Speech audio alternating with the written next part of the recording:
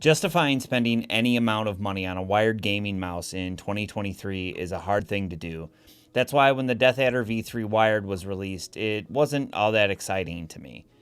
But after realizing I haven't had a chance to look at the new Deathadder shape, plus I haven't looked at Razer's new 8000 Hz polling rate, I thought it might be worth taking a look at, so let's check it out.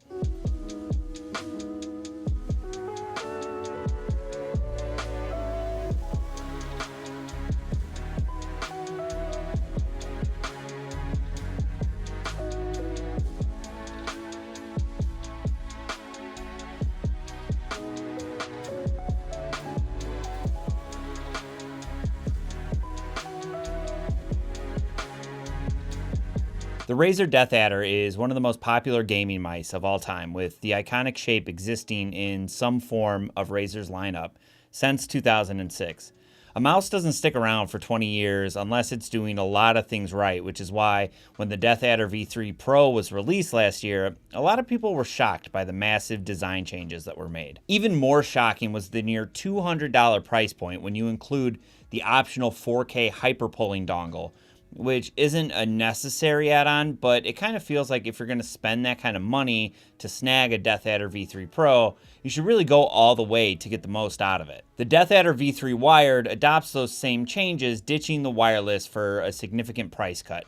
Coming in at $69.99, the Deathadder V3 shares all the same cutting-edge technology without the 3-digit price point. The unboxing is a rather simplistic experience, with the entire box folding out to reveal the documentation, some stickers, the mouse itself coming in a nice little bag for protection, and that's it. It's nice to see a simple unboxing experience, with Razer clearly paying attention to keeping the plastic to a minimum.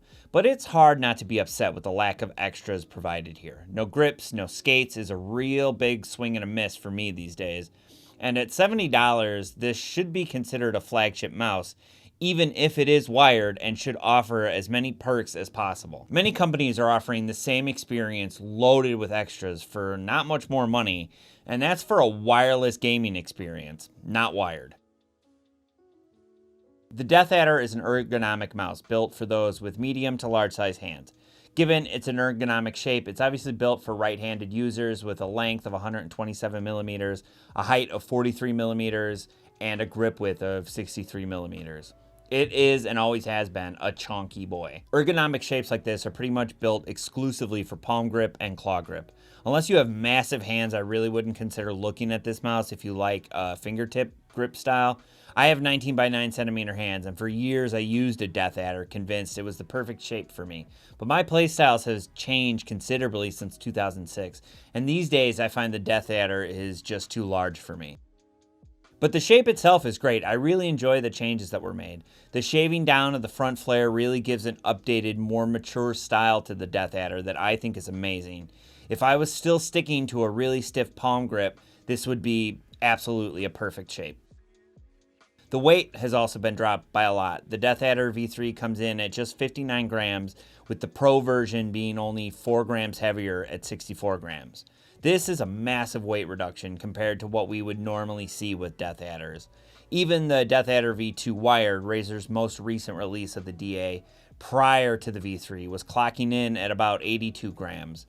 My Deathadder Elite from 2016 is clocking in at a chonky 99 grams, which is 40 grams heavier than the V3. And even the Deathadder Mini, being only half the size, is only about 5 grams lighter than the V3 version of the Deathadder. It's pretty clear Razer now believes that lightweight mice are a good idea for every mouse and not just performance-focused esports mice. I think 59 grams is a great weight for this mouse. I'm all for making a mouse as light as it possibly can be, but not everybody cares about having the lightest weight possible, and the 60 gram mark seems to be a comfortable middle ground between an ultra lightweight mouse and a comfortable weight for those who are used to 100-gram bricks like the original Deathadder. The coating differs from the Deathadder V3 Pro, opting for a more matte coating similar to something we'd find on like a G Pro Superlight or even the original Deathadder. I like the coating, but I really do prefer the rougher plastic you'd find on something like the Viper V2 Pro. While the Deathadder V3 is grippier, like every other mouse with this kind of coating, it shows fingerprints really easy and will likely wear down pretty quickly. The cable is Razer's SpeedFlex cable, and as far as cables goes, it's one of the best. I don't even have a modern wired mouse to compare it to, with the SpeedFlex being way better than my 2016 Deathadder cable and being about as good as my Deathadder mini cable, but, you know, it's a cable.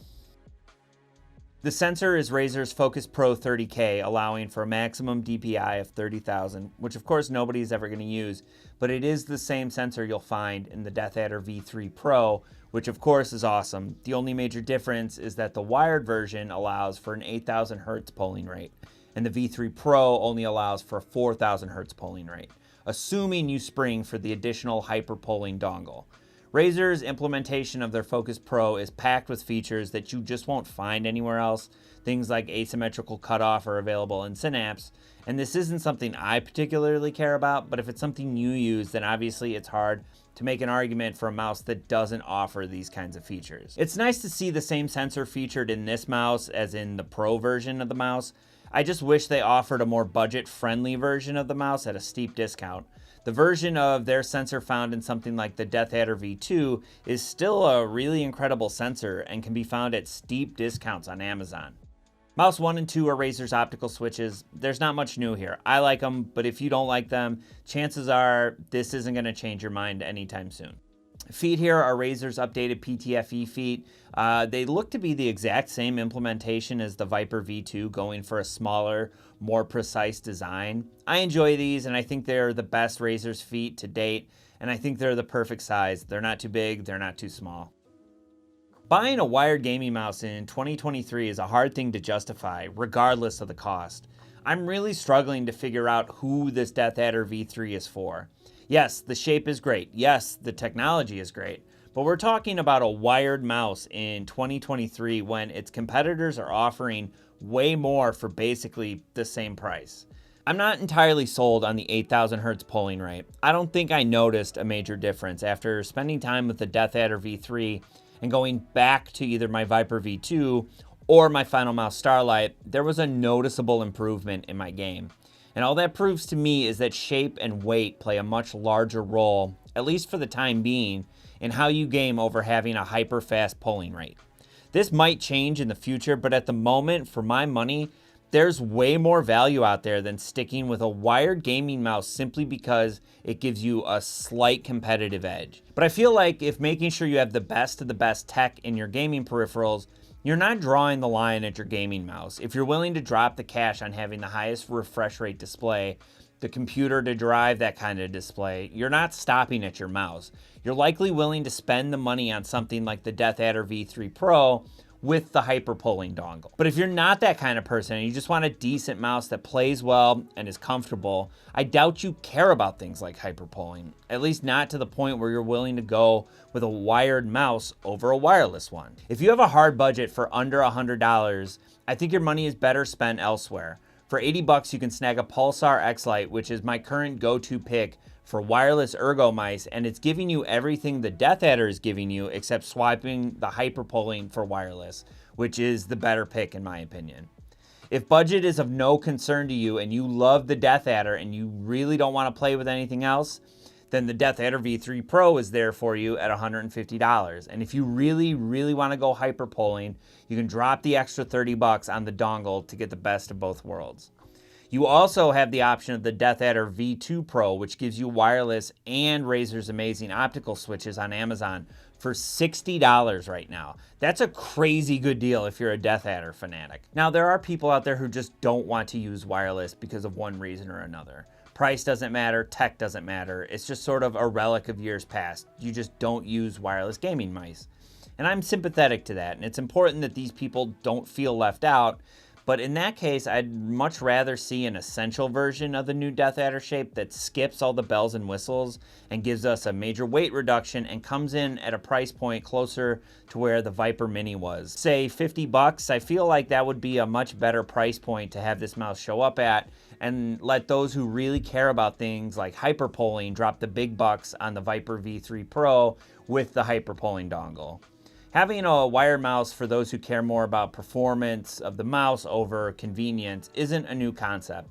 And it's fine if you prefer wired mice over wireless. I just wish you didn't have to pay $70 to get there. Even the Viper 8K, which does, technically speaking, have an older sensor, is only going for about 50 bucks on Amazon these days. Price point I feel is much closer to where the Deathadder V3 should land. I mentioned earlier that the Viper is a much better shape for me these days, and I will be snagging one of those hyperpolling dongles in the near future to see how that plays out. But until then, I'll be going for shape and weight well before I snag a mouse simply for its polling rate. That's going to do it for today. Do you think I'm wrong? Is hyperpolling the wave of the future and I'm just out of touch? Are you mad at Razer for even thinking about changing the Deathadder shape? Let me know in the comments below, and I will catch you in the next video.